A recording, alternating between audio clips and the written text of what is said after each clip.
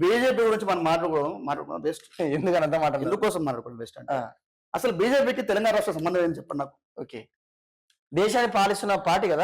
నేను తెలంగాణ రాష్ట్రానికి బీజేపీ సంబంధం ఏంటి అంటున్నా. ఇప్పుడు ఒక చెప్తున్నా మీకు, నేను బీజేపీ ఏజెండాను, బీజేపీ కార్యకర్తలను, బీజేపీ నాయకులను అడుగుతున్నాను. తెలంగాణ రాష్ట్రానికి బీజేపీకి సంబంధం ఏంది? కాంగ్రెస్ కు బీఆర్ఎస్ కి ఏదైతే సంబంధం ఉందో, బీజేపీ తెలంగాణ కోసం కొట్లాడిందా? తెలంగాణ కోసం కొట్లాడిందా బీజేపీ? ఓకే, ఇప్పుడు తెలంగాణ ఉద్యోగంలో బీజేపీ ఉందా? ఓకే, ఏ రోజైనా సరే చిన్న రాష్ట్రం రావాలని కోరుకుందా బీజేపీ? ఓకే, అభివృద్ధి చెందాలని కోరుకుందా? మీకు చిన్న విషయం చెప్తా. మీరు బీజేపీ అంటున్నది చెప్తున్నా, జనాలకు కూడా తెలియాల్సిన అవసరం, ఓకే, ప్రజలకు నిజం తెలియాల్సిన అవసరం ఉంది. ఈరోజు చూడండి మిత్రమా, తెలంగాణ రాష్ట్రం నుంచి పోతున్న పన్ను, ఢిల్లీకి పోతున్న పన్ను గురించి చెప్తా. తెలంగాణ రాష్ట్రం నుంచి ఢిల్లీకి పోతున్న పన్ను 100 రూపాయలు అనుకుందాం, 42 రూపాయలు రిటర్న్ ఇస్తుంది, 42 రూపాయలు.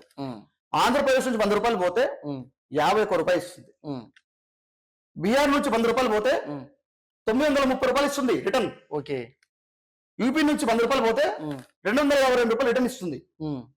అంటే మీరు చెప్పే 2 రాష్ట్రాలు చాలా వెనుకబడిన రాష్ట్రాలు కదా. చెప్తున్నా, మీ దక్షిణాది రాష్ట్రాలను ముంచి ఉత్తరాది రాష్ట్రాలని పెంచుతుంది అది. ఓకే, ఇది బీజేపీ యొక్క కుతంత్రం. అంటే మీరు జస్ట్ మెకానికల్ గా చెప్తారా? స్టాటిస్టిక్స్ ఉన్నాయండి, మీరు కనుక్కోండి మీరు ఒకసారి. ఓకే, తెలంగాణ రాష్ట్రానికి ఇస్తున్న పన్ను ఎంత, రిటర్న్ ఇస్తున్నాయి ఎంత, మనం పన్ను కడుతున్నప్పుడు రిటర్న్స్ ఎన్ని వస్తున్నాయి?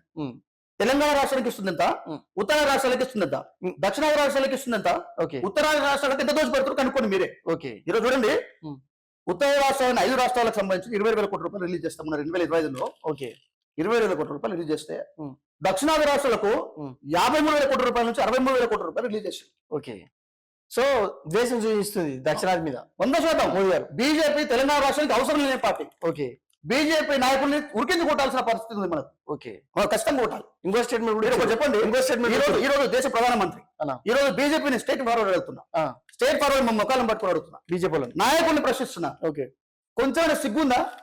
ఈ దేశానికి ప్రధాని నరేంద్ర మోడీ బీజేపీ పార్టీ, మరి మన ప్రధాని నరేంద్ర మోడీకి నాకు గౌరవం ఉంది. ఓకే, మన ప్రధానమంత్రి పదవి గౌరవం ఉంది, కానీ ఆయన మీద గౌరవం నాకు లేదు. కారణం చెప్తా, ఎందుకు గౌరవం లేదంటే మన్ కీ బాత్ అనే ఒకటి కార్యక్రమం పెట్టాను. ఎందుకు ప్రజల ముందుకు వచ్చి నిలబడి మాట్లాడలేవా? ధైర్యం లేదా నీకు? దేశానికి ప్రధానివి మాట్లాడలేవా? నీకు ఆ ధైర్యం లేదా?